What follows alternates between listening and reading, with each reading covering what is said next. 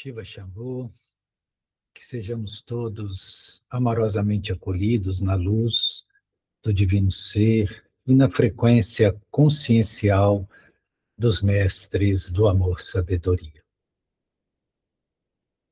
Hoje, em nossa partilha, nós trazemos uma proposta de reflexão para a qual nós pedimos que as pessoas que vão estar aqui compartilhando, ou aquelas que ouvirão, verão posteriormente por essa transmissão ou esse vídeo que fica gravado, que apenas possa ouvir sem que nada do que aqui é dito pretende ser verdade absoluta alguma,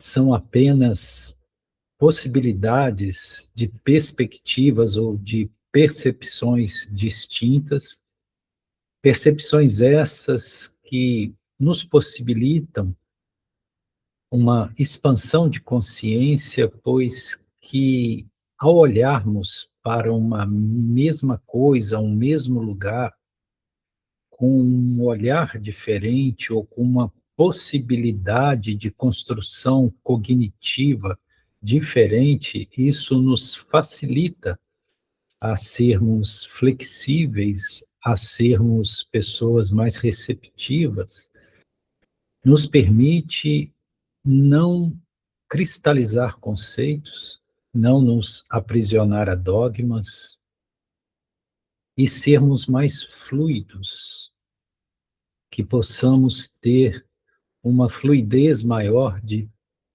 percepções dentro desse grande espectro de possibilidades de uma realidade que, de fato, muito pouco conhecemos. Particularmente hoje, que falaremos de Sananda Jesus dentro de uma perspectiva pouco explorada e que isso nos veio como essa possibilidade de partilha, né? Entendendo que Sananda Jesus, tanto no plano suprafísico, como no momento histórico em que ele esteve presente aqui no nosso planeta, no nosso orbe, né? Todo o tempo de vida que ele teve aqui como um ser biológico como nós, 33 anos, sendo que apenas 3 destes anos são noticiáveis, pois que há registro deles, que são os 3 últimos anos. Os outros 30 têm algumas referências esparsas e muito pouco se sabe. Com isso, queremos dizer que, em verdade, nós sabemos muito pouco sobre esse ser que acabou sendo um marco divisório dessa própria humanidade. Então, o que nós vamos trazer aqui não é alicerçado em nenhuma crença. É apenas uma certa visão, uma certa perspectiva que vai nos ajudar a pensar sobre nós mesmos, na nossa condição de seres existenciais e vivenciais, sendo existência e vivência coisas distintas, para que nós também possamos realizar esses aspectos ascensionais, esses aspectos que nos colocam numa condição mais sutilizada e mais próximo do plano divino. Então, quanto nós nos propomos a falar do corpo, e o corpo especificamente aqui é o de Sananda Jesus, E alguns perguntam o que poderia haver de especial ou de extraordinário para se falar do corpo de Jesus que seja relevante para nossa maturidade espiritual, e nós veremos que existem sim aspectos que muito contribuem para o nosso autoentendimento daquilo que somos, dessas possibilidades frequenciais que estão em nós mesmos. Então, nós vamos trazer muitas questões aqui que algumas são fatos históricos, são respaldadas pela historiografia, algumas são elementos que estão guardados e presentes em algumas escolas iniciáticas, e principalmente nós iremos trazer algo que nós vemos no nosso campo interior, que é um processo intuitivo, que nos vê de uma forma muito clara, né? E aqui precisamos também colocar que, de alguma forma, nós percebemos que tivemos, e ainda temos, uma certa percepção ou conexão com esse ser que foi conhecido aqui na Terra como Yeshua, ou Jesus, Jesus de Nazaré, né? Ou Jesus, o Cristo, como veio a chamar-lhe Paulo. E que, por vezes, nós conseguimos uma conexão que nos leva a uma percepção direta de certos fatores ou de certas compreensões que realmente nós nunca antes tínhamos tido ou nisso tínhamos pensado, que é o caso específico do que nos traz a falar desse tema hoje, o corpo. Então vamos lá, né?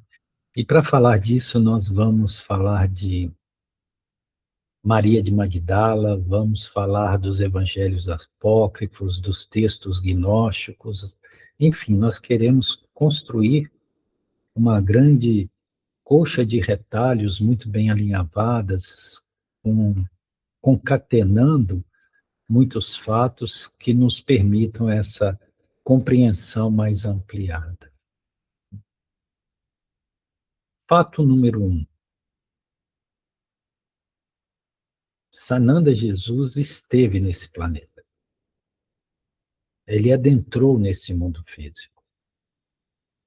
E ao adentrar aqui, ele foi conhecido como Jesus, ou Yeshua, Yeshua ben Yosef, ou seja, Yeshua filho de José, Jesus filho de José. E ele nasceu em uma localidade muito obscura, né, nada notória, que é Nazaré, que fica na região da Galileia. A própria Galileia já é um lugar especial, e nós veremos isso, porque Galileia significa pequena Gália, literalmente.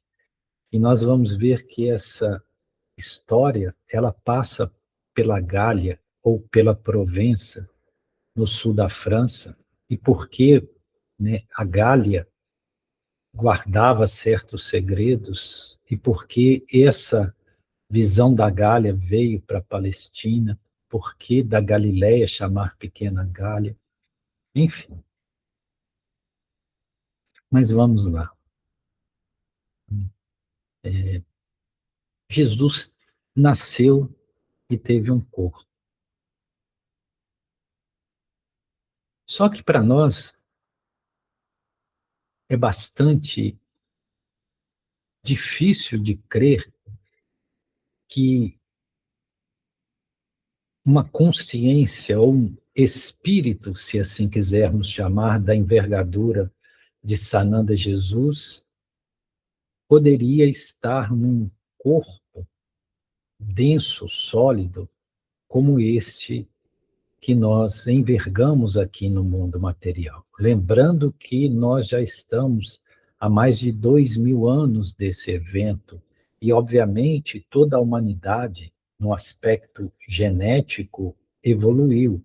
Ou seja, aqueles homens ou aqueles corpos biológicos daquele tempo de Jesus ainda eram mais grosseiros e mais densos que são os corpos nossos de humanidade de superfície aqui e agora. Então, é bem difícil de imaginar que um ser que vem das esferas celestes, que não tinha nenhuma necessidade de encarnar nesse plano físico, suportasse estar num corpo denso, de vibrações tão densas como é esse corpo biológico que nós temos. Porque isso não corresponde às próprias leis cósmicas, que nos faz entender que quanto mais nós modificamos as nossas vibrações, quanto mais essas vibrações são sutilizadas, quanto mais o aspecto consciencial energético se eleva, mais a sutilização do plano material ocorre. E nós vemos seres que não tiveram a envergadura espiritual de Sananda Jesus, que, estando aqui no planeta em corpos físicos, tiveram demonstrações dessa sutilização, conseguindo efeitos extraordinários de desmaterialização do corpo físico, de fenômenos de bilocação, fenômenos de transporte,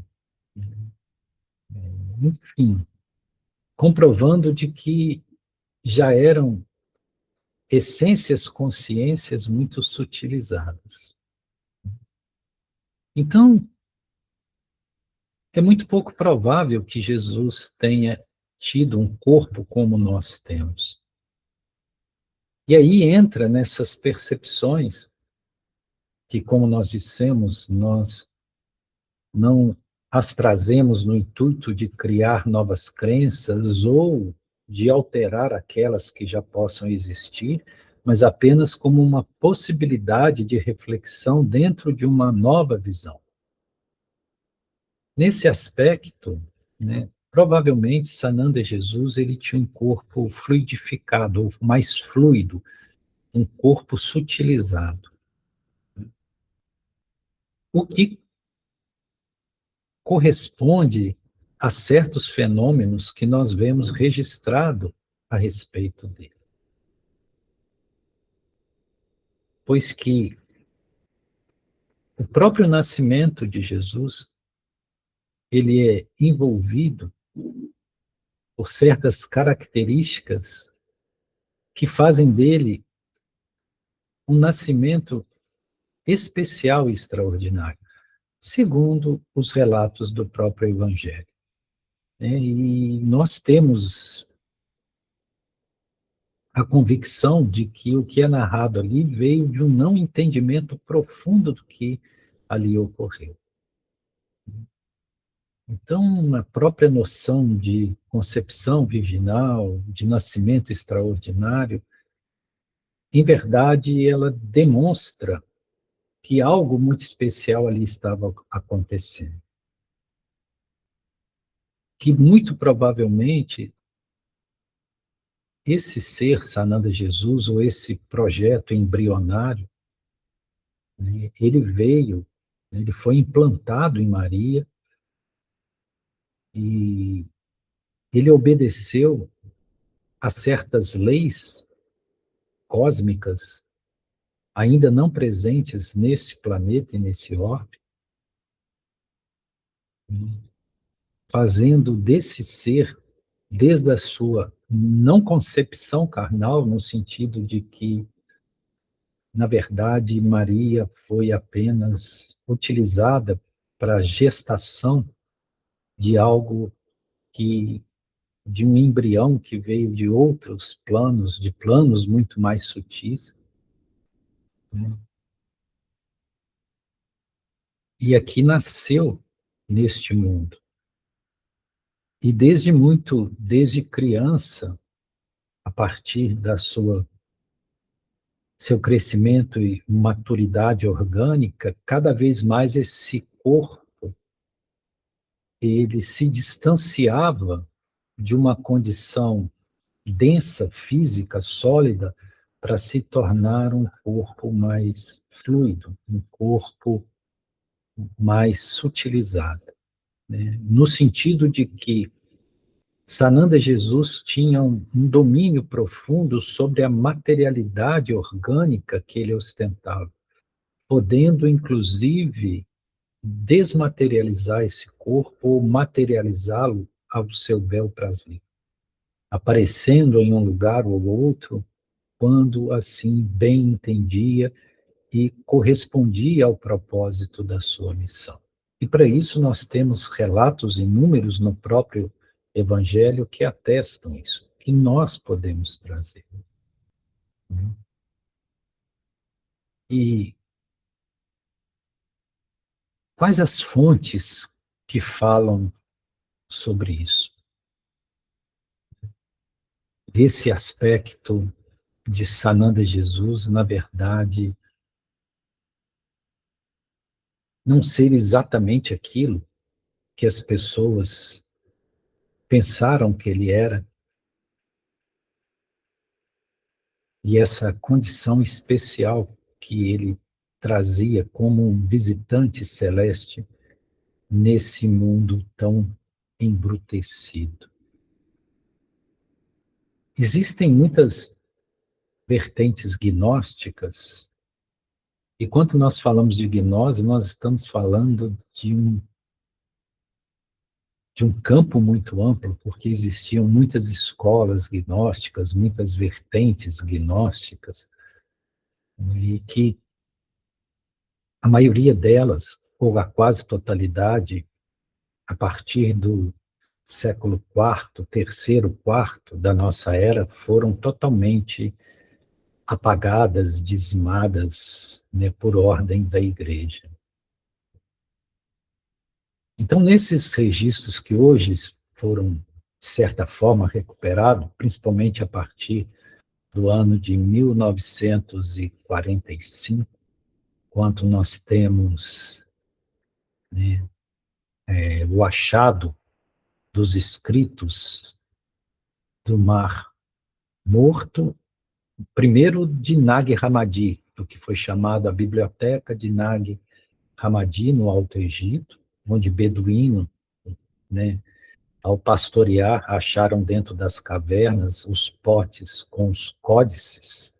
Foram 13 códices que contêm ali o Evangelho Apócrifo de Tomé, o Evangelho Apócrifo de Filipe, o Evangelho Apócrifo de Maria de Magdala, esse muito importante, né, e que foram registros que ficaram perdidos, né, durante todo esse período, desde o século terceiro, quarto, até 1945. E depois, 3 anos depois, em 1948, houveram também as descobertas dos manuscritos do Mar Morto. E aí se teve uma visão muito diferente do que eram os ensinamentos de Jesus e do que era realmente, o que realmente acontecia ali, que não bate muito com a história oficial, ou com as concepções oficiais que a Igreja passou a assumir e defender. Esta própria Igreja que tentou apagar esses registros. Então vamos retornar lá atrás, o que aconteceu? Jesus, nós não estamos falando de Sananda Jesus, mas de Jesus e Yeshua, o homem, né? Ele, quando começou a sua vida pública, ele teve vários seguidores, né? 12 apóstolos escolhidos e dezenas de discípulos, né, que não faziam parte desse corpo de 12. E por incrível que pareça, alguns desses discípulos ligados a Jesus tinham muito mais conhecimento e muito mais percepção da sua mensagem do que esses 12 apóstolos, né? Esses 12 discípulos diretos, que eram homens muito simples, né? A maioria deles não sabia sequer ler e escrever, exceção aí de Judas Iscariotes, Mateus Levi e talvez Tomé. Então, nós vemos que a amplitude dos ensinamentos de Jesus, elas se estendiam muito além daquilo que esses 12 percebiam ou que vieram a registrar após a partida de Sananda Jesus. E entre esse grupo seleto havia as mulheres. E essas mulheres é que foram justamente as que foram banidas, foram negadas após a partida de Jesus. Então nós tínhamos ali Joana de Cusa,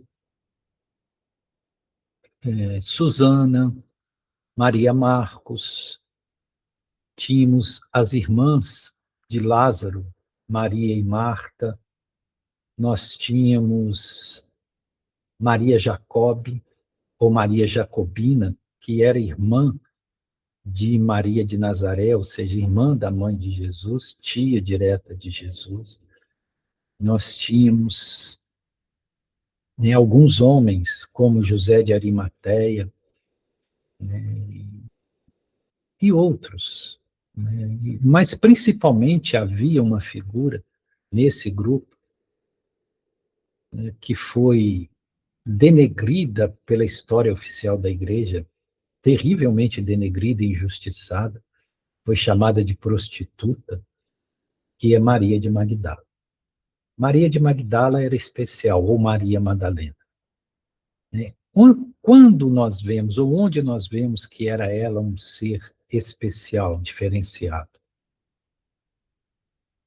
Num desses evangelhos encontrados, né, que é o evangelho de Filipe, e também o próprio evangelho de Maria de Madalena, ou Maria de Magdala, nós vemos que em vários momentos ali é destacado que Maria, ela era como que uma predileta de Jesus, que Jesus transmitia para ela ensinamentos que não transmitia a outras pessoas, porque ela tinha um nível de percepção, de compreensão, de maturidade e de inteligência muito superior aos outros.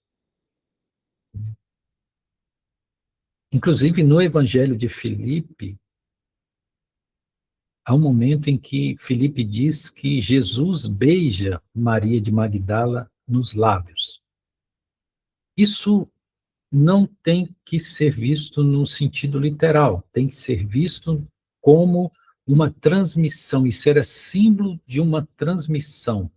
De quê? De um legado. É como se Sananda Jesus estivesse confirmando que ela, Maria, seria a guardiã dos seus conhecimentos mais seletos. Só que, naquela cultura judaica, a mulher ela era tida como inferior ao homem.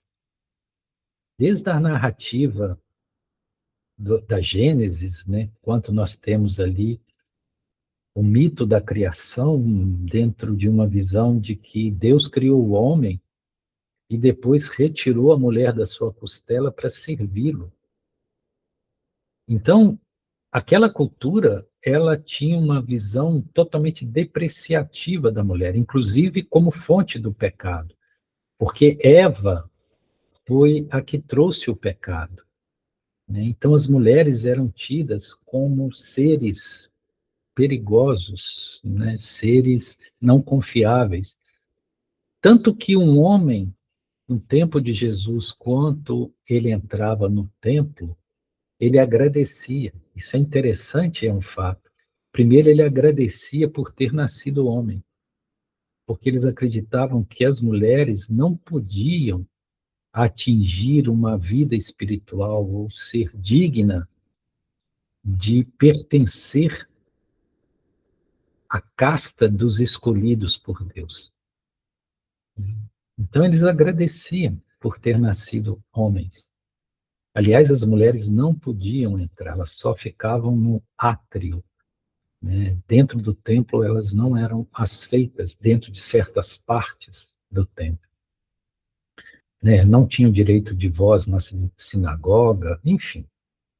E elas pertenciam como aos seus maridos, aos seus pais, como uma propriedade mesmo. Como um homem tinha camelos, animais domésticos, ele possuía a mulher. O casamento naquela época era uma compra, né? Você comprava a noiva da família do pai, pagava um dote, o pai colocava um preço na filha, porque era uma propriedade, o noivo comprava, né? E daí assumia o compromisso de dentro, no máximo 1 ano, voltar para pegar a noiva. E esse era o ritual do casamento, né? Essa caminhada que o noivo fazia para buscar a noiva na casa do pai. Enfim. Então, dentro dessa perspectiva, nós vemos que Maria de Magdala não poderia, de forma nenhuma, ser aceita por aqueles homens, né, que culturalmente não viam a mulher em igualdade. E, particularmente, nós vemos nesses registros dos evangelhos apócrifos que o mais resistente, o mais não compreensível e não acolitivo foi justamente Pedro. Há uma passagem no Evangelho apócrifo de Filipe, em que Mateus Levi defende Maria de Magdala, pois que Pedro queria expulsá-la do grupo. Então ela realmente não foi aceita, mas ela detinha o conhecimento mais profundo, ou a compreensão do que é o conhecimento, o que é a essência desse princípio de vida e realização espiritual que Sananda Jesus veio trazer. É como se aqueles homens que construíram os evangelhos que nós conhecemos, eles te trouxessem o conhecimento exotérico, exterior. E Maria e esse grupo mais seletos, que foram os primeiros gnósticos, tinham conhecimento esotérico, ou seja, conhecimento interno, conhecimento, né, que não era o conhecimento que era aberto a todos, que era necessário um certo nível de percepção e compreensão para assimilar essas verdades. E ela foi, de fato, rejeitada, né? Lembrando que, depois que Sananda Jesus morreu, nós tivemos 3 linhas diferentes, 3 diretrizes, né? Pedro e alguns dos discípulos de Jesus, eles formaram aquilo que nós chamamos de a Casa do Caminho, né, ali próximo a Jerusalém, e essa Casa do Caminho foi o bastião, foi o alicerce de uma memória de Jesus como o Nazareno, ou aquele que viveu e os fatos deles foi registrados e narrado, todos os feitos, milagres, enfim, que é o que, por exemplo, nós vemos no Evangelho de Mateus e nos outros também que são semelhantes ao de Mateus. E tivemos a visão depois de Paulo, que aí Paulo trouxe a visão de Jesus como o Cristo.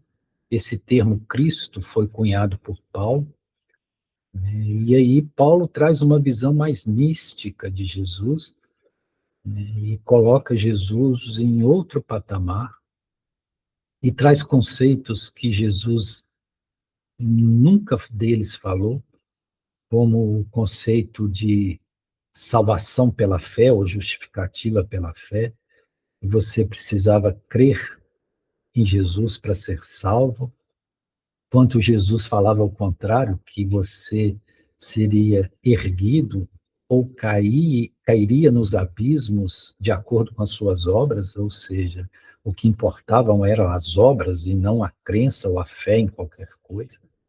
Mas Paulo trouxe essa concepção da justificativa pela fé, tanto que todas as igrejas, desde a católica e aquelas que saíram do catolicismo com o evento da Reforma, se baseiam na justificativa pela fé, porque eles acreditam que Jesus morreu na cruz para pagar os nossos pecados. Então, a morte dele cobre os nossos pecados. Quando você acredita em Jesus e se rende a Jesus, aceita Jesus, você é salvo. Independente do monte de besteira que você possa fazer ou deixar de fazer. Então, essa percepção Paulo construiu, né? A própria percepção de salvação ou salvacionismo vem de Paulo. Sananda Jesus nunca falou nem da salvação, nem da danação eterna, isso aí não estava presente. Enfim, essa é a segunda via.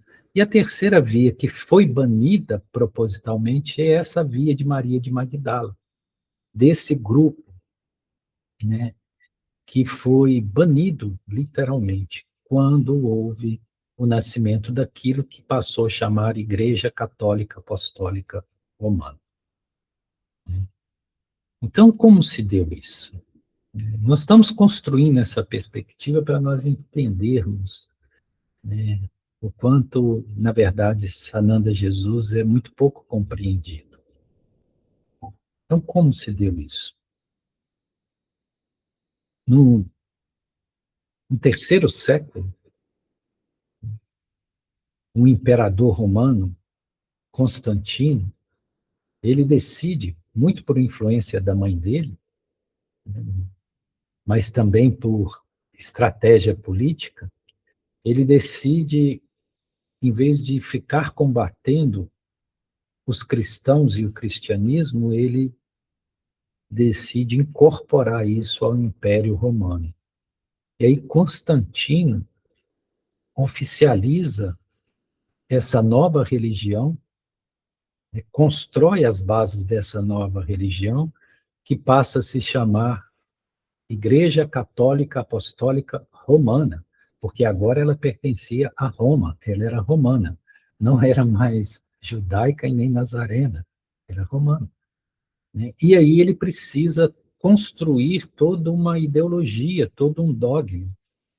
E aí ele, para isso, ele convoca o concílio, é o concílio de Nicéia. Esse concílio de Nicéia se dá no ano de 325.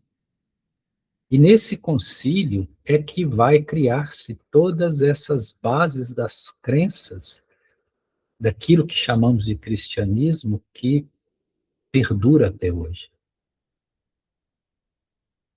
Até então, os cristãos primitivos não tinham essa visão de que Jesus era Deus, porque nem Jesus falava de si mesmo sendo Deus.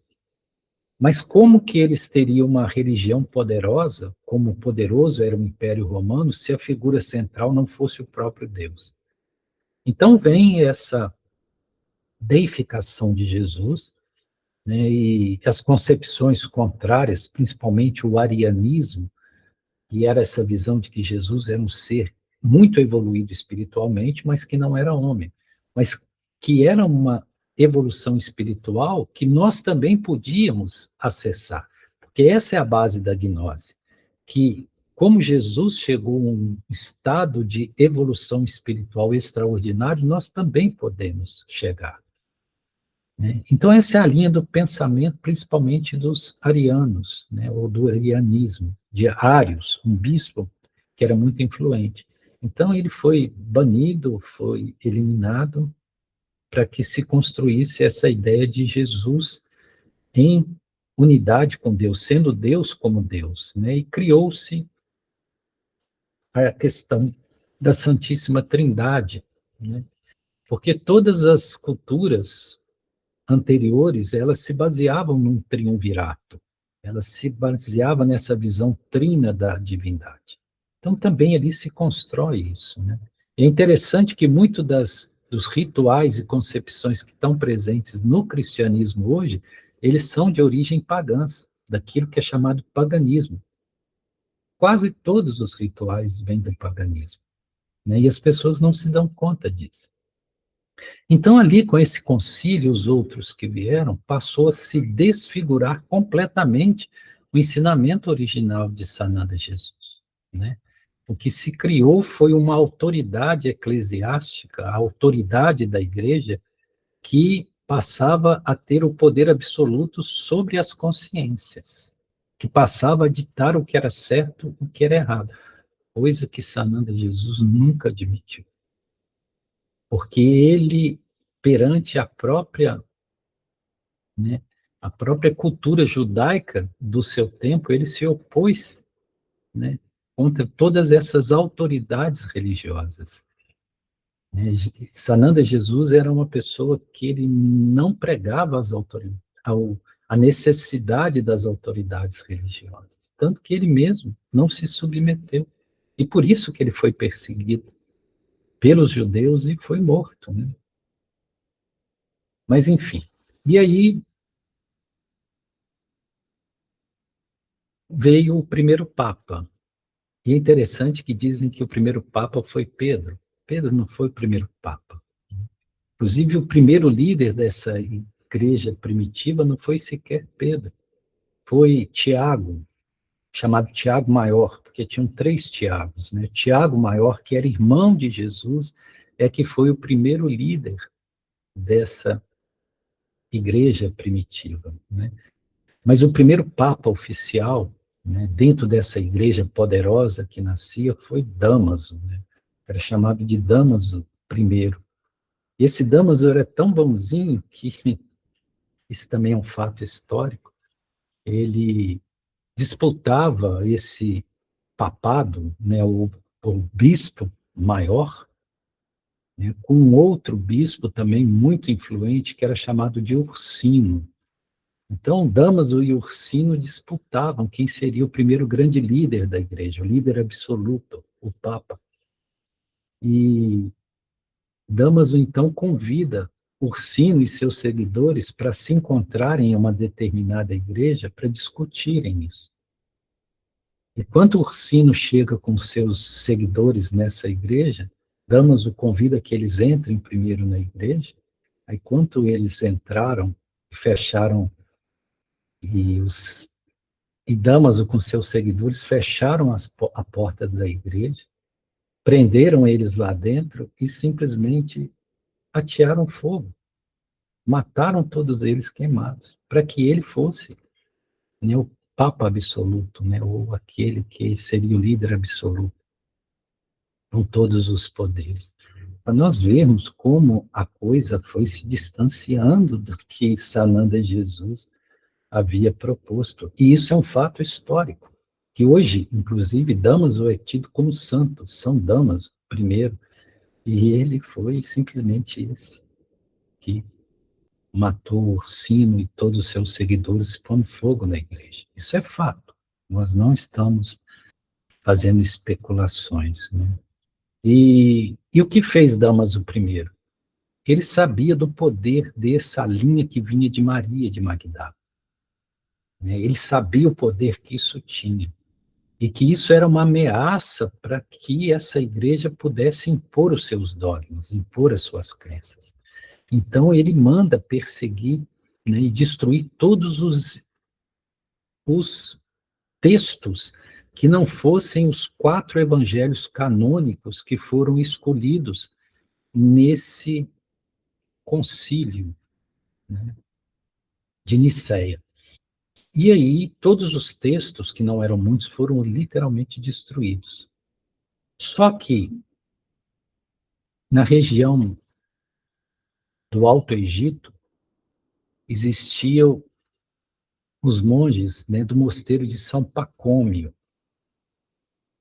E esses monges, que eram estudiosos, é lógico que eles bebiam do quê? Dos textos gnósticos, que foi herdado dessa corrente que vinha de Maria de Magdala. Então eles, né, sabendo que Damaso mandou destruir todos os textos e condenar como herético todos aqueles que fizessem uso desses textos, né, eles decidiram esconder esses textos em forma de códices, né, de rolos de pergaminho, dentro dessas cavernas no Alto Egito, né, para que eles algum dia pudessem ser achados e não se perdesse esse legado, que é justamente os evangelhos de Tomé, o evangelho de Filipe, o evangelho de Maria de Magdala, e muitos outros textos, né? E, e foi justamente esses textos que foram achados em 1945 pelos beduínos lá no Alto Egito, na região de Nag Hammadi, que é conhecido hoje como a Biblioteca de Nag Hammadi. Então, só a partir de 1945 é que esses textos foram descobertos.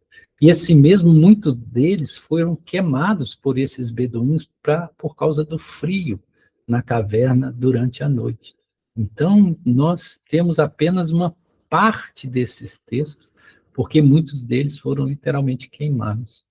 Mesmo depois de descobertos em 1945, eles só vieram a ser divulgados mesmo a partir de 1970, daí para frente, porque a própria igreja criou uma verdadeira cruzada para proibir que esses textos fossem divulgados. Isso tudo é fato, tá?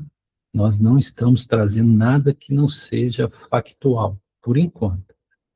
Então, o que aconteceu nesse momento ali da formação do cristianismo, logo depois que Sananda Jesus partiu? Maria de Magdala, aí que vem algumas narrativas. Ela não foi aceita, isso é fato. Então houve um grupo que existem muitas versões aqui, nós vamos trazer uma das versões, tá?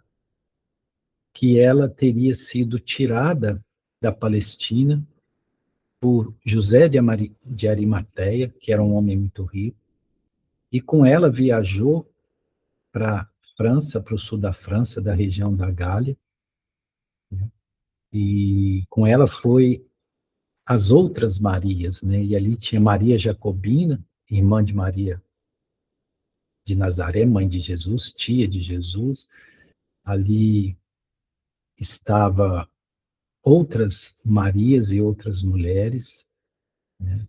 E alguns homens.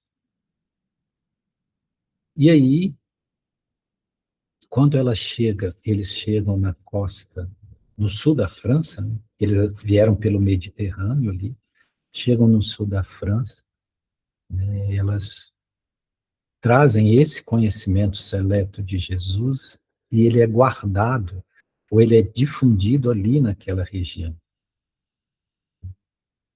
Que é interessante porque algum tempo depois, é justamente ali que vai haver uma das maiores heresias chamadas pela igreja, que notoriamente tem base no gnosticismo, né, que é, né, os albigenses, ou os cátaros, né, que foram dizimados pela igreja.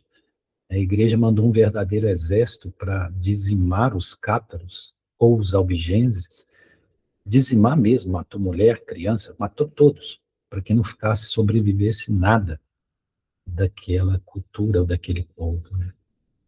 Que trazia a herança gnóstica, que foi levada justamente, presume-se, por Maria de Magdala, né? E Maria de Magdala era vista como o próprio Santo Grau. Ela era o Santo Grau. Por quê? Porque o Santo Grau, na verdade, é o cálice em que Jesus, simbolicamente, é o cálice em que Jesus bebeu na última ceia. Mas esse cálice, ele tem a forma do útero, né? Então, esse cálice é um símbolo uterino, é o símbolo do sagrado feminino. Então, o ensinamento secreto de Jesus mais velado, ele é o próprio Santo Grau, né?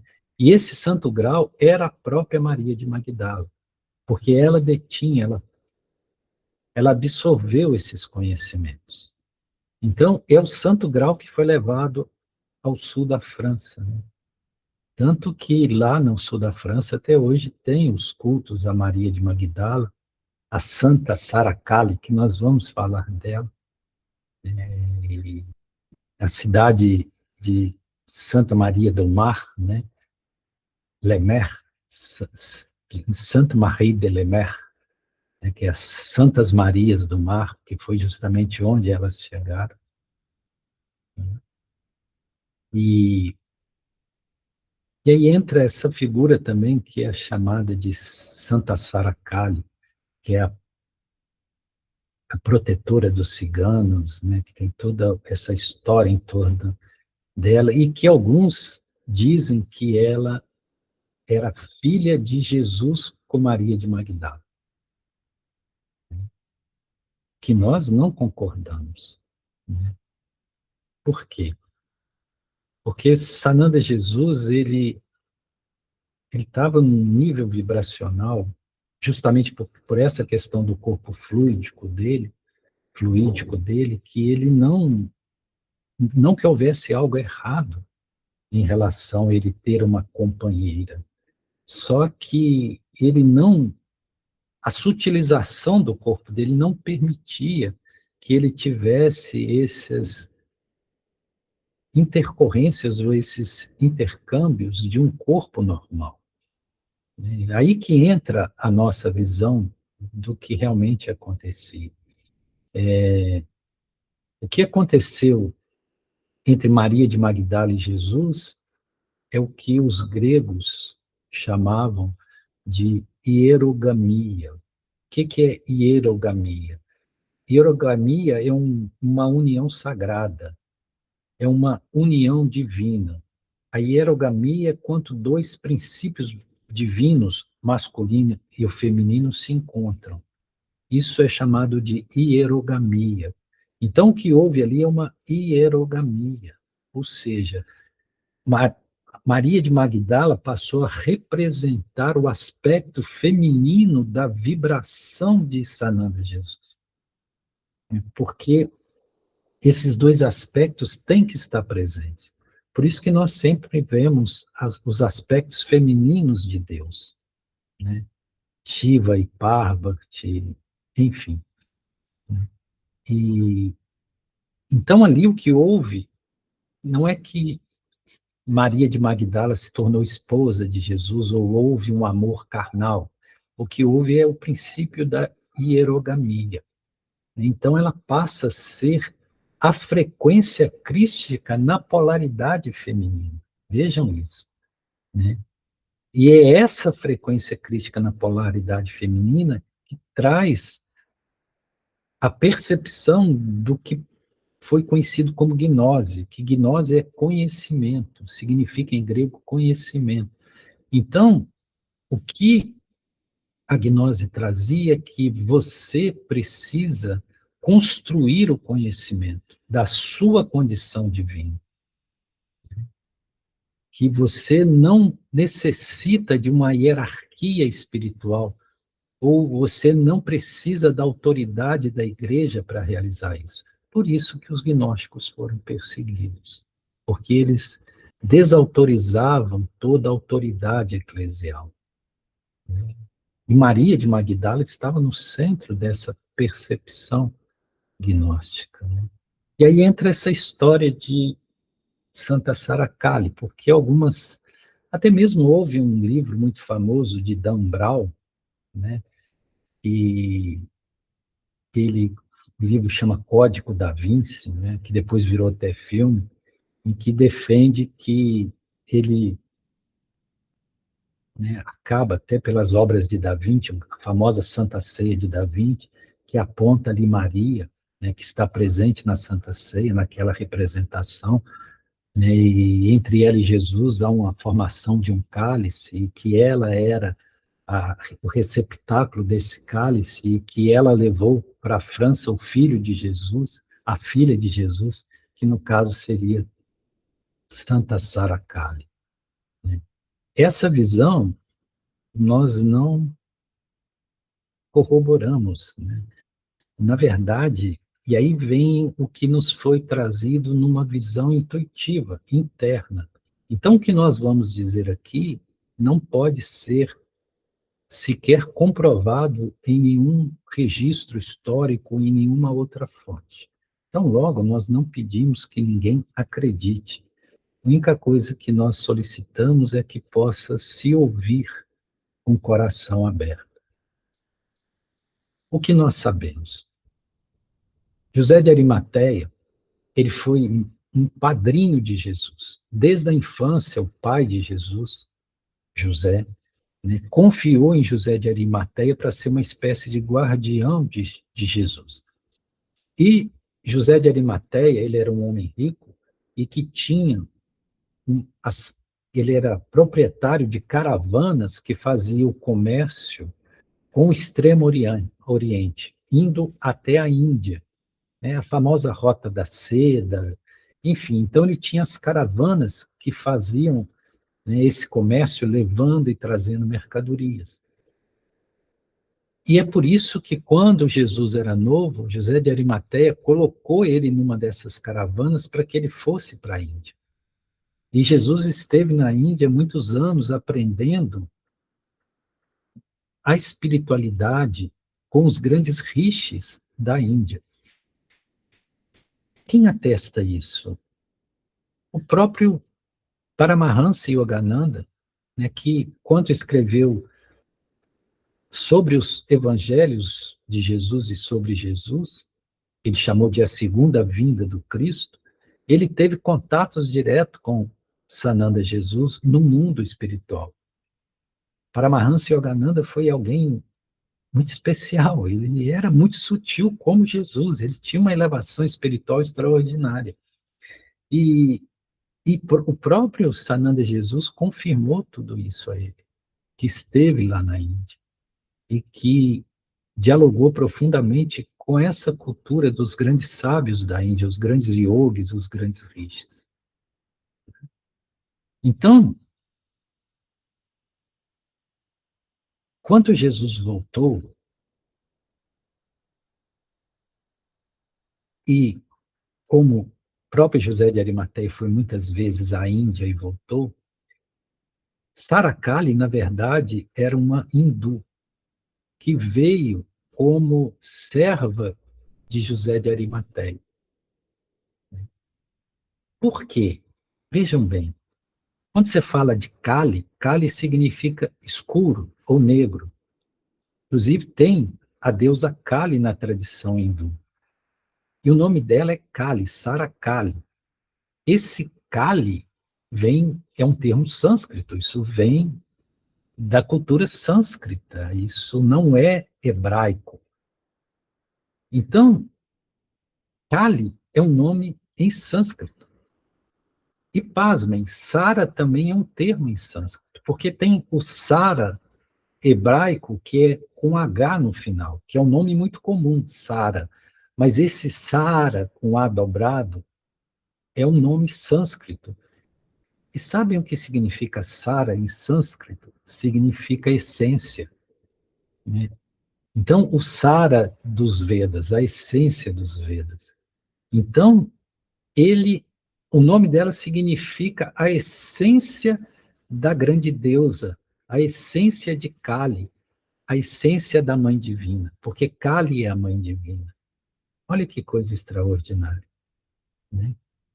E ela, né, ela, como servia, veio para a Palestina, e ela era serva, não só serva, né, ela era uma iniciada. Ela também esteve nesse grupo, junto com José de Arimateia, nesse grupo seleto de Jesus, e junto com Maria de Magdala. E ela, Sara Kali, esteve nesse barco que foi para o sul da França.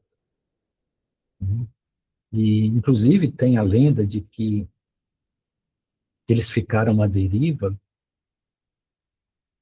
né, e Sara Kali, ela tinha pedido ao próprio Sananda Jesus que os ajudasse, rezado, e ela prometeu, né, que se elas fossem levadas à terra, sãs e salvas, ela colocaria um lenço na cabeça e nunca mais tiraria. Por isso que todos os ciganos, em qualquer ritual, colocam o lenço na cabeça, em homenagem a Saracali, ou Santa Saracali, né? Que passou a ser a patrona dos ciganos, porque quando eles chegaram no sul da França, eles foram acolhidos pelo povo cigano, né? E Saracali passou a viver com o povo cigano. Então, isso aí é o que nos foi mostrado internamente. Nós não temos como comprovar nada disso. Nós estamos apenas compartilhando com vocês, né? Então, um dos segredos que havia nesse corpo gnóstico era justamente essa condição especial de Jesus. E aí nós vamos falar especificamente do corpo, porque Sananda Jesus, ele tinha um corpo que, pela elevação espiritual dele, era um corpo sutil, ou seja, ele densificava esse corpo, e esse corpo ficava visível quando ele queria, e quando ele não queria, ele como que desmaterializava esse corpo. Então, ele ficava apenas nos corpos sutis, né? Nos corpos energéticos, vibráteis, nos corpos que não eram, que não necessitavam dessa forma física concreta. E quando nós vemos no Evangelho os muitos relatos dos sumiços de Jesus, na verdade, Jesus dava um grande perdido nos seus seguidores. Ele realizava grandes feitos e depois desaparecia, ficava 15 dias sem ninguém o ver. Ele só anunciava que ia aparecer em certa cidade, que eram para os seus discípulos, né, irem para determinado lugar. E eles iam, e ali ele aparecia de novo. Quando você fala logo depois do batismo dele no Rio Jordão, pelo primo dele, João Batista, ele aí diz que ele foi e ficou 40 dias no deserto. Ninguém fica 40 dias no deserto.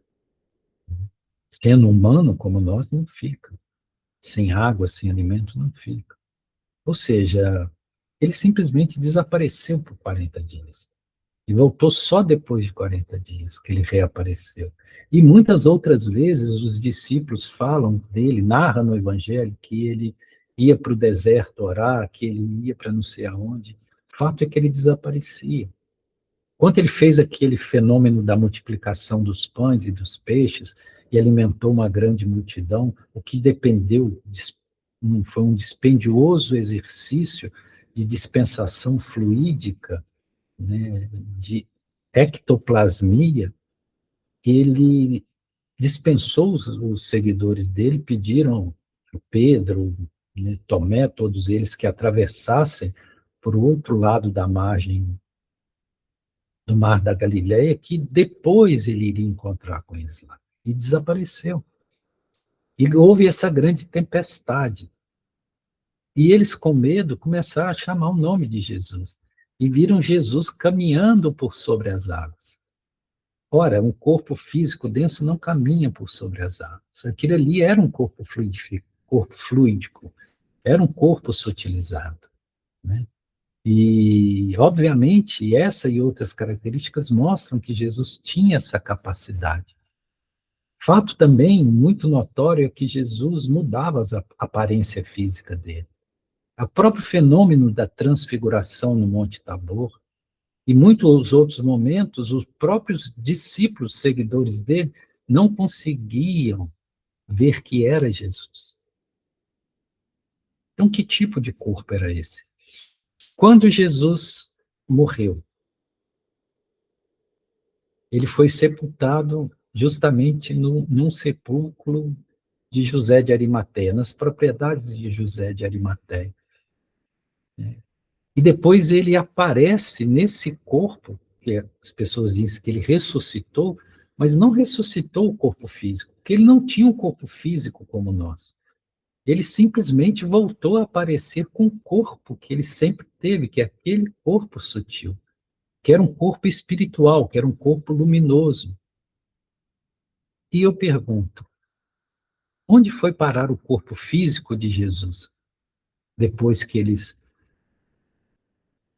entraram no sepulcro que estava sendo vigiado e ninguém nunca mais achou o corpo de Jesus, porque não havia corpo físico ali.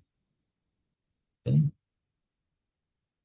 E é por isso que Sananda Jesus também pôde passar por todo esse martiriológio, tudo isso que aconteceu com ele, de forma até bastante serena, né? Porque ele tinha o controle sobre isso.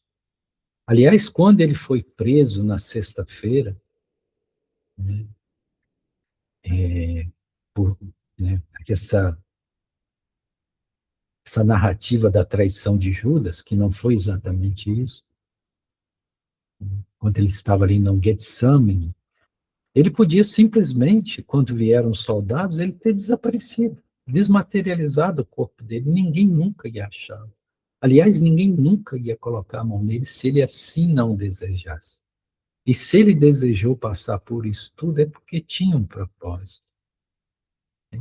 Ninguém forçou ele a passar. É, por exemplo, quando ele apareceu dentro do cenáculo, que Tomé não acreditou que era ele. Por que que Tomé não acreditou? E Tomé, que depois escreveu o Evangelho, o apócrifo de Tomé, ou seja, que era do grupo de Maria, que era um dos esclarecidos, esse Tomé era chamado de Tomé o Dídimo. Dídimo significa gêmeo. Ele era, dizem que ele era irmão de Jesus, irmão físico, carnal de Jesus. Por isso ele era muito parecido com Jesus. Por isso que ele era chamado de Dídimo, que significa o gêmeo, porque ele era gêmeo de Jesus, ele era muito parecido. Então, o que que acontece ali? O próprio irmão de Jesus, que era Tomé, não reconheceu Jesus e não acreditou que era ele, porque não reconheceu, ele estava diferente, porque ele mudava o corpo dele, a aparência física dele mudava. E ele pediu então que Tomé viesse e pusesse o dedo na sua ferida. Isso aí é um erro de visão de quem escreveu o Evangelho, que não foi o grupo dos gnósticos. Porque, na verdade, o que Jesus chamou de Tomé, falou assim, aproxima de mim e toque o meu campo. Porque quando Tomé entrasse no campo de Jesus, né, o campo que é o nosso registro informacional, Tomé saberia que era ele. E é isso que Tomé faz. Tomé se aproxima e esse toque, na verdade, é ele penetrando no campo de Sananda Jesus. Então, pela vibração, pelo campo ali presente, ele teve a certeza de que era Jesus. Então, Tomé não era um cético, ele era simplesmente uma pessoa lúcida, né, que não acreditaria em qualquer aparição. Aliás, nós deveríamos ser assim. Nós deveríamos ter essa visão de Tomé, porque nós somos muito enganados por acreditar em todas as aparições, em todas as coisas que brilham no céu, enfim. Então, esse corpo de Jesus, né, ele mostra algo para nós. E aí nós encaminhamos para um encerramento, que hoje, na verdade, nós nos estendemos bastante ao falar dessa questão de Sananda Jesus.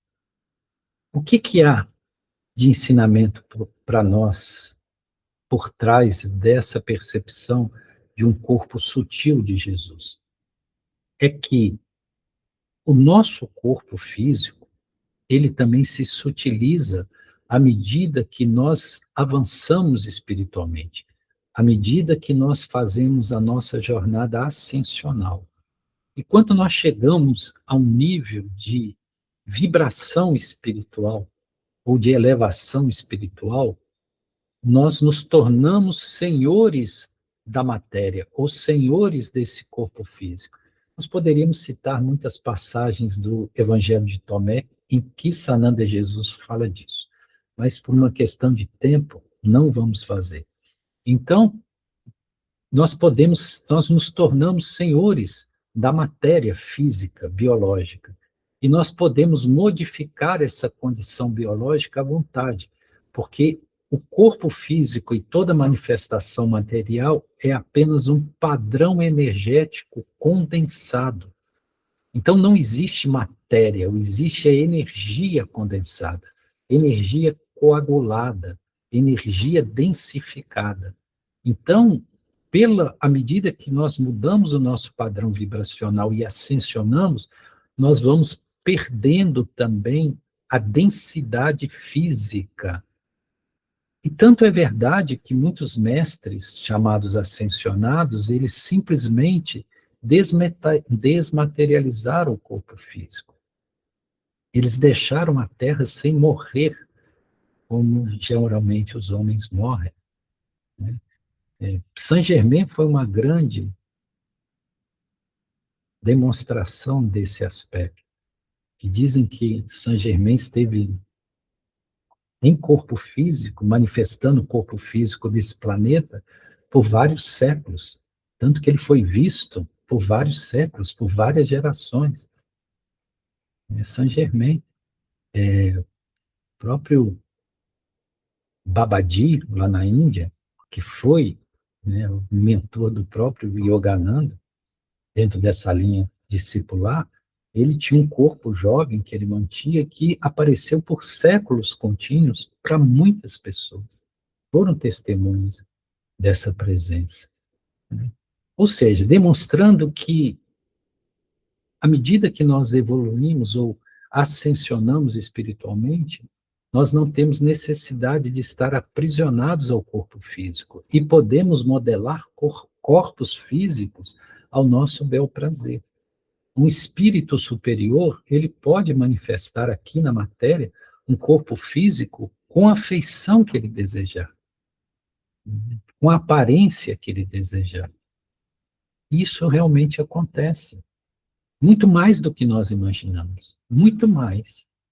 Então, o que nós queremos trazer como uma evidência de que Jesus queria nos ensinar algo, até mesmo com a natureza do seu corpo?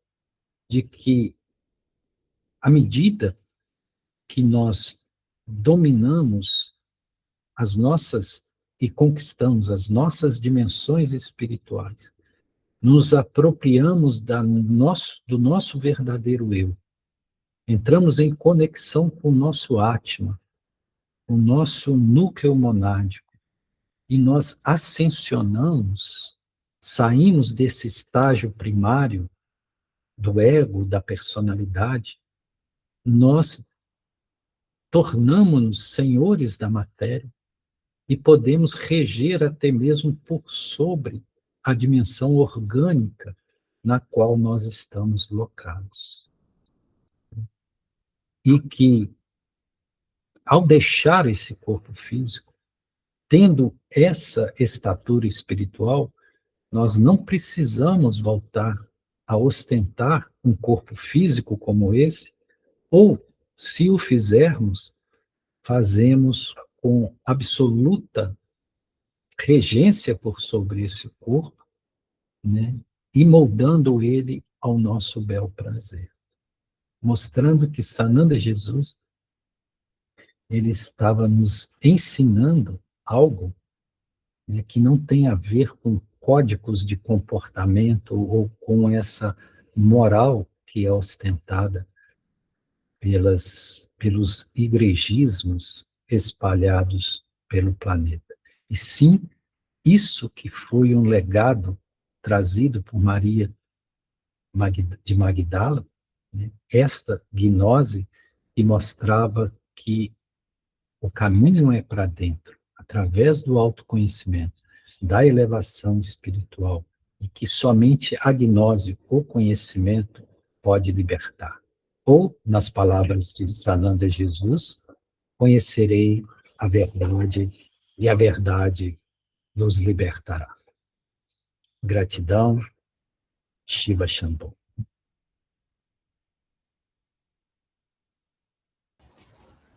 Gratidão, Galhão, Shiva Shambhu. Muitos conhecimentos hoje, né, construídos.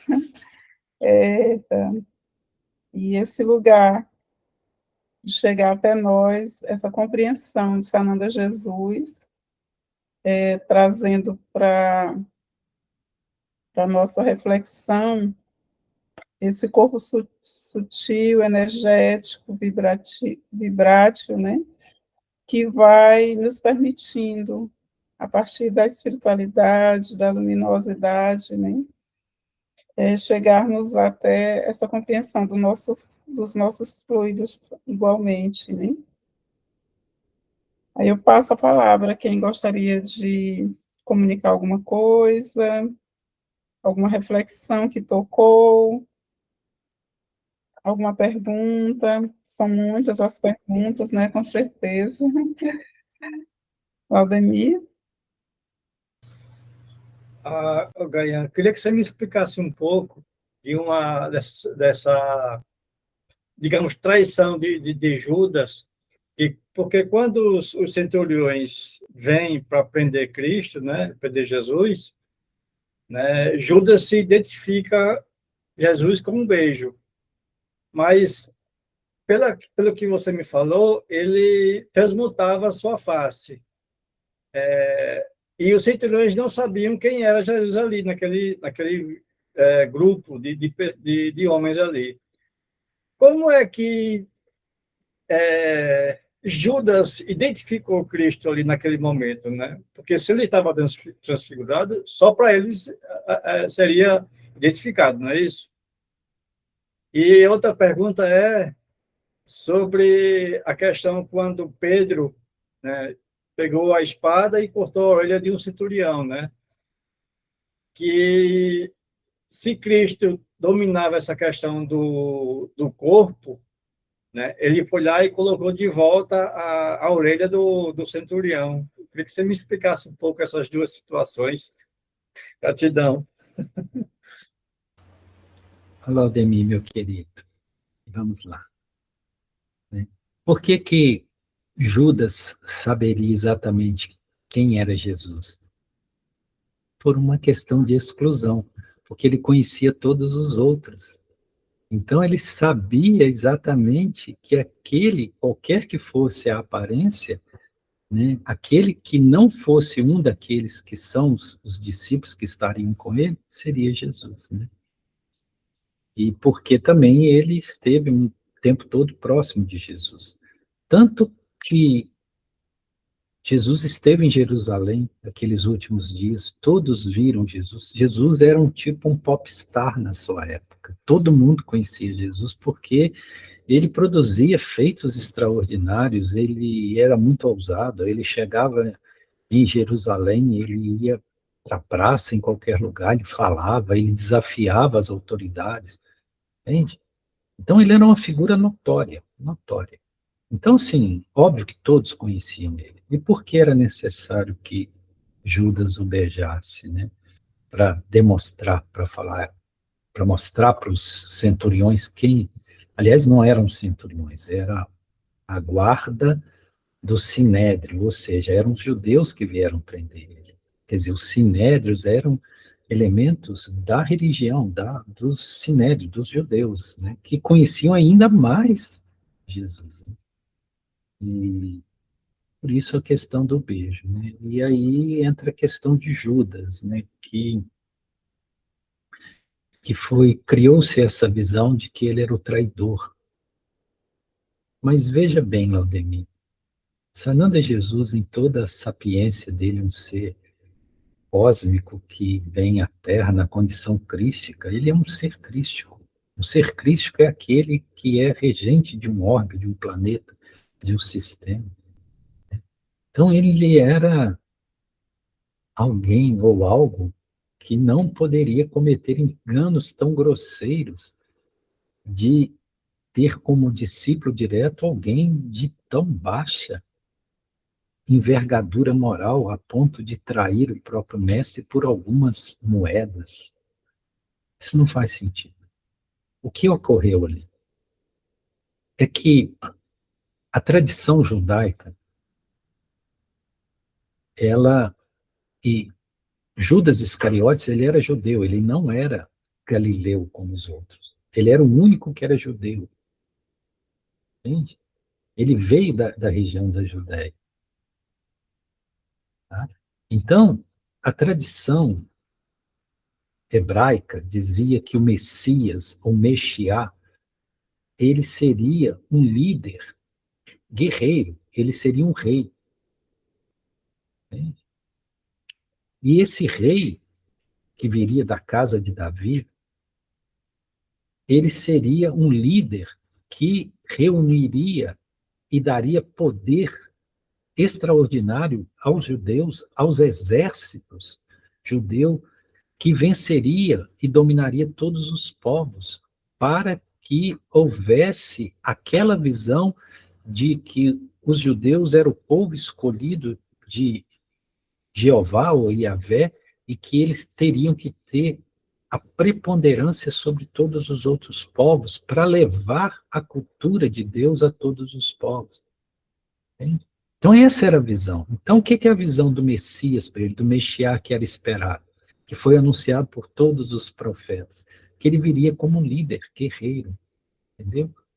Que ele assumiria como rei, e como rei ele dominaria todos os povos.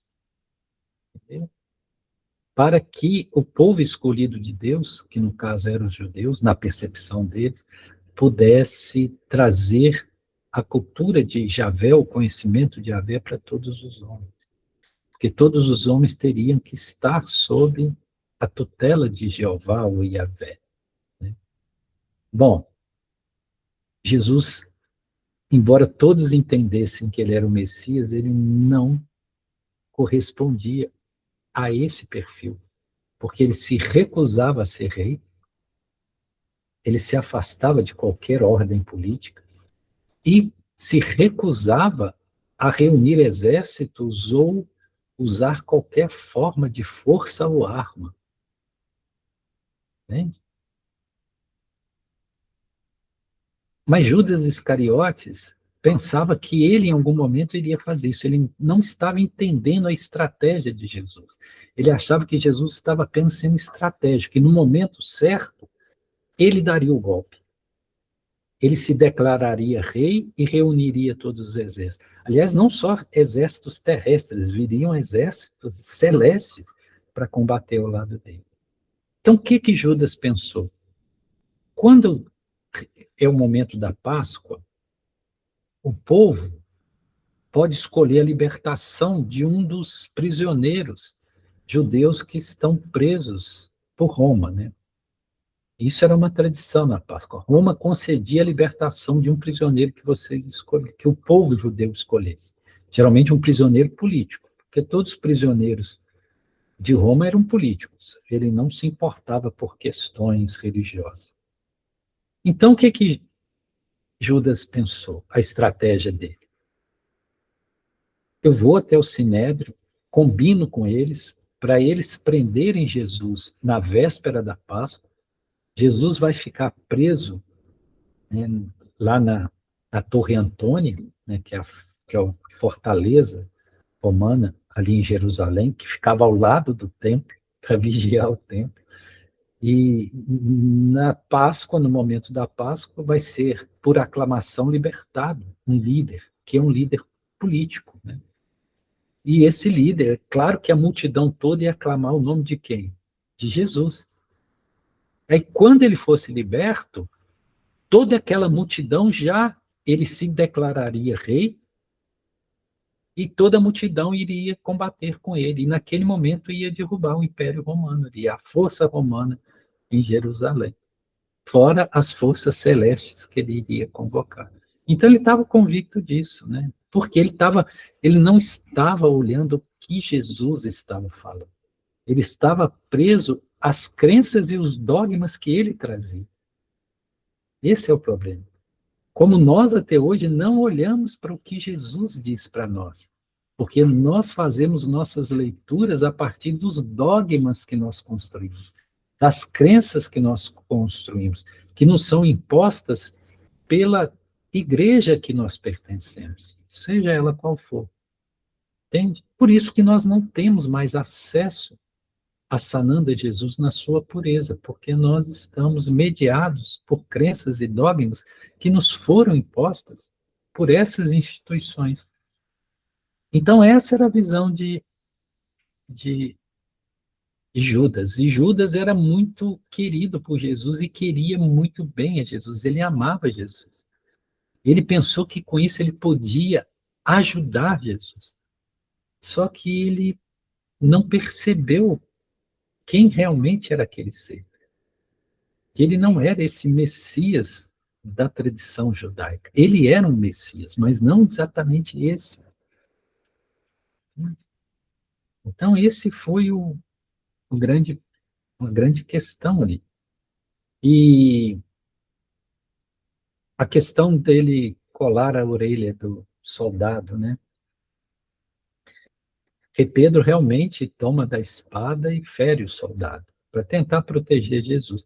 Mais uma vez, Pedro também não estava compreendendo nada.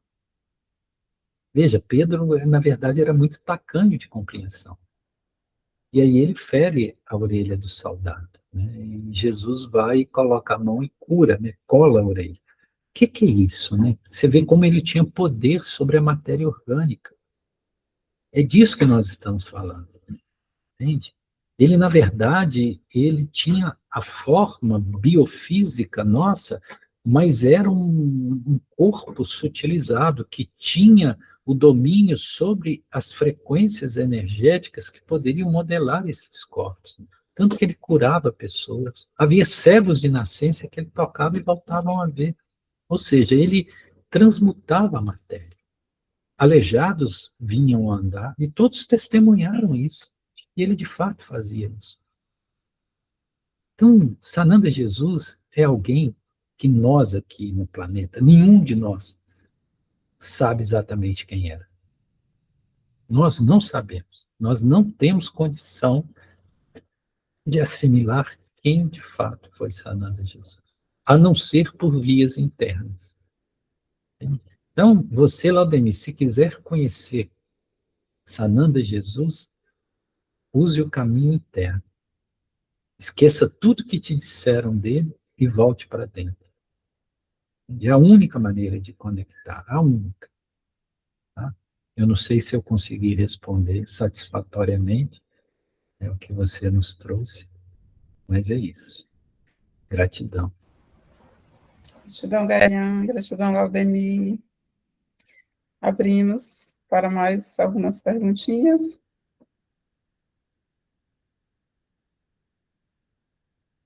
Felipe. Boa noite.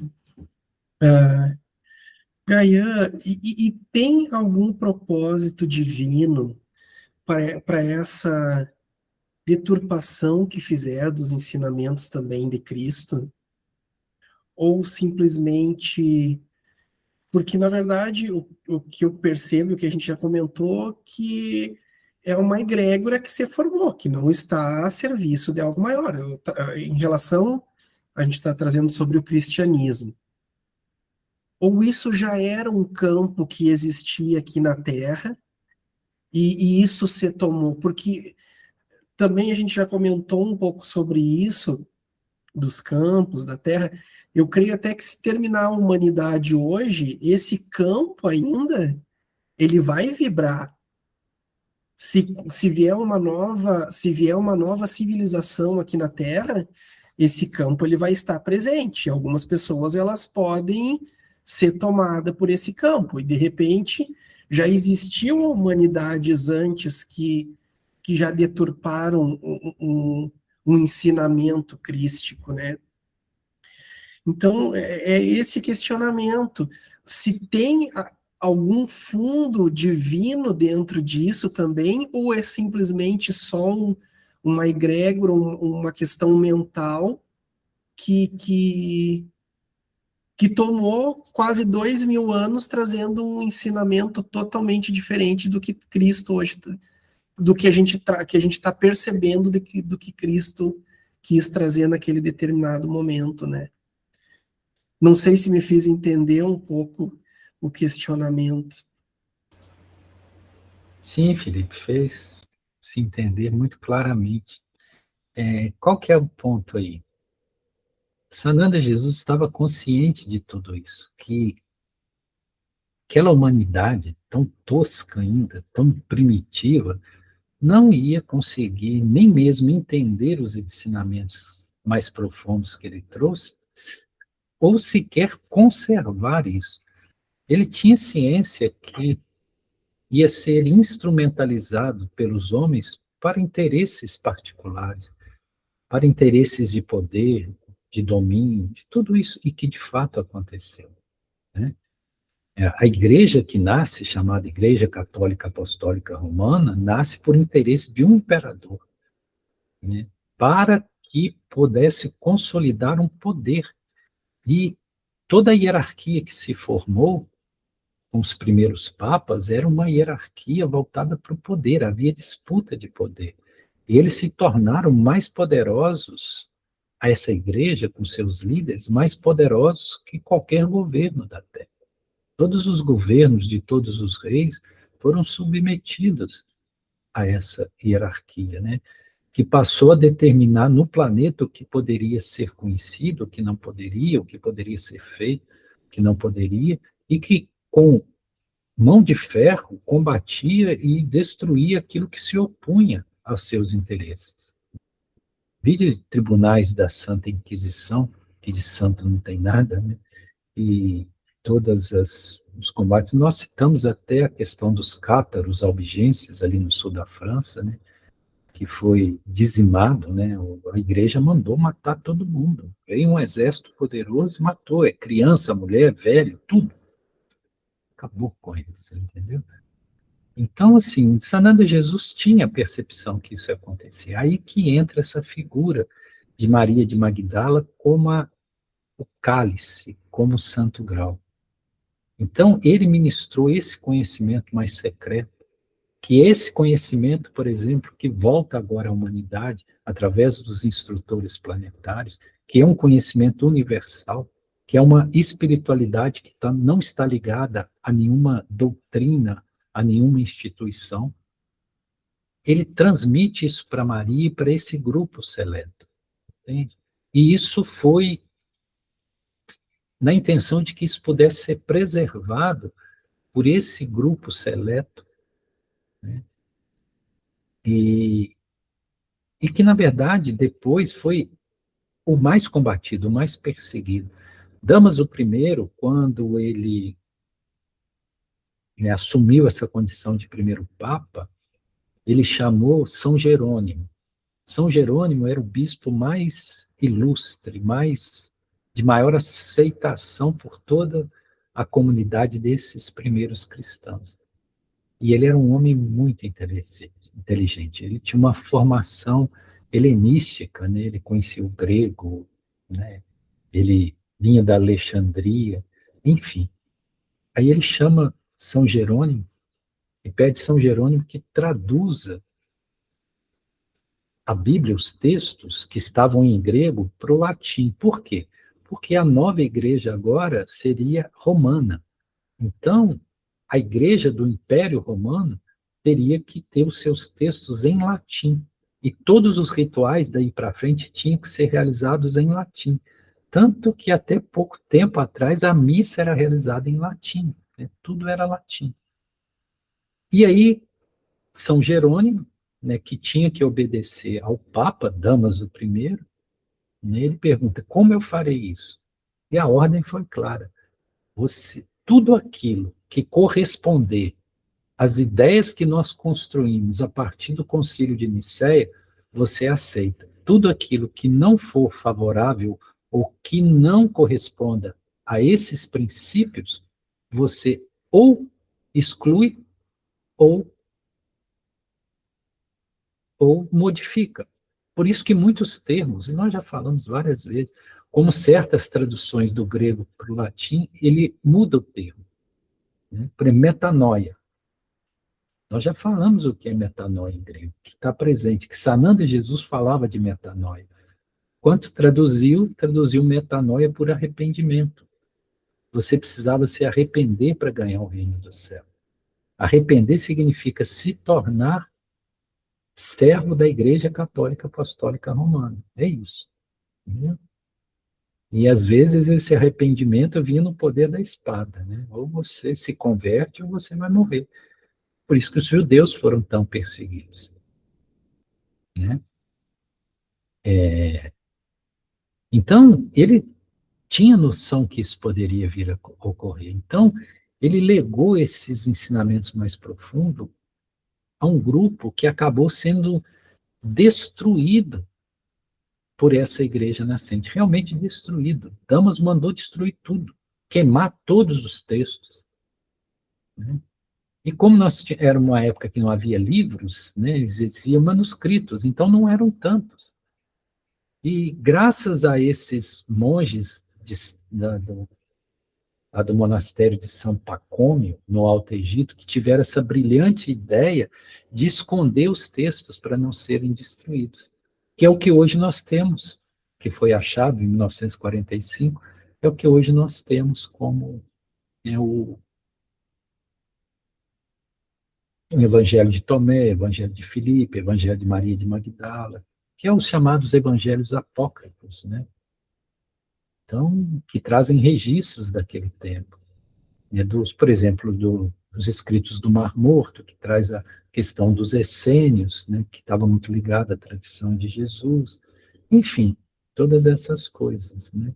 Então, Felipe, infelizmente, nós, humanidade, ainda somos uma humanidade adoecida. Então, tudo que nós colocamos à mão, nós deturpamos, estragamos, desfiguramos, porque nós não temos o interesse de seguir Jesus. Nós temos interesse que Jesus nos siga e nos sirva. Então, nós não nos moldamos aquilo que ele quis ensinar. Nós criamos um ensinamento que nos interessa e forçamos que Jesus possa caber e se adaptar àquilo que é o nosso interesse particular. Então, isso de fato ocorreu. Só para complementar, se me permitem, em 1857 houve uma grande abertura para uma renovação de conhecimento, que é o que nós chamamos de o evento, né, da revelação trazida por Allan Kardec, né? E ali, realmente, muitos véus foram descortinados, ou seja, o antigo conhecimento que estava, né, perdido, de certa forma, voltou, em muitos aspectos, né, por essas revelações em 1857.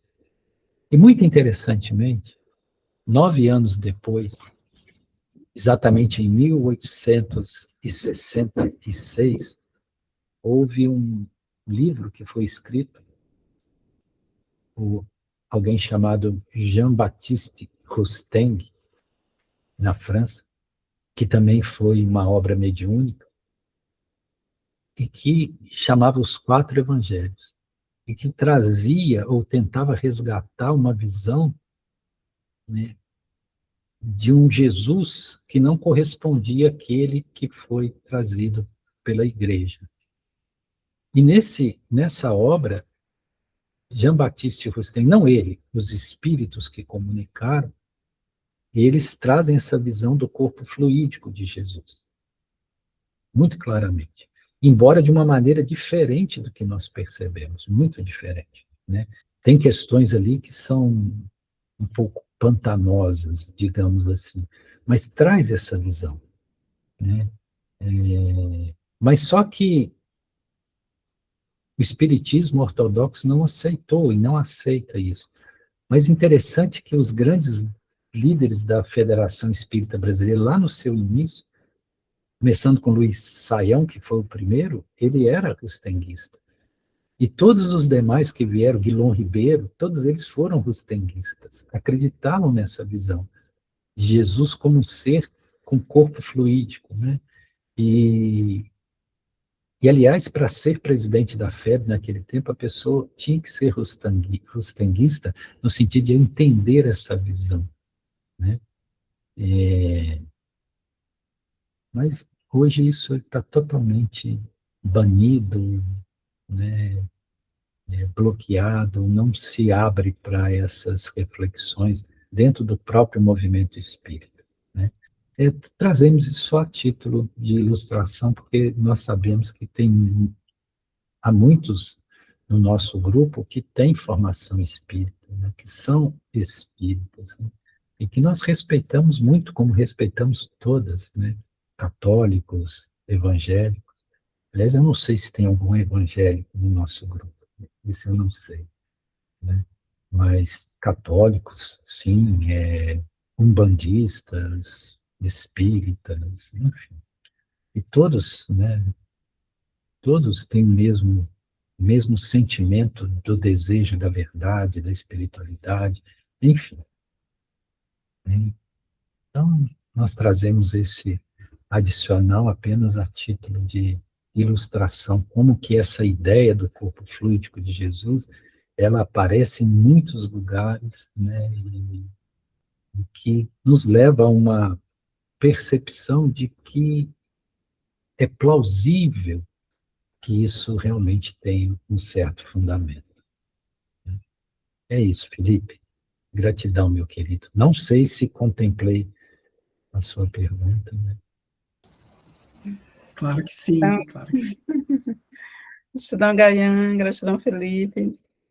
Nós queremos agradecer, né, ao Felipe pela harmonização, ao Gaian pela partilha, ao Aldemir pela presença e colaboração, Elias, gratidão, Verônica, gratidão, Marusa, Fernanda, gratidão, Rosário, receba o nosso abraço, né, pela passagem do seu pai, né, que você esteja sendo fortalecida cada dia mais.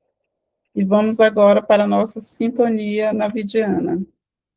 Eu sou a presença, eu sou a presença divina da luz, eu sou a presença divina da luz que brilha no sagrado coração.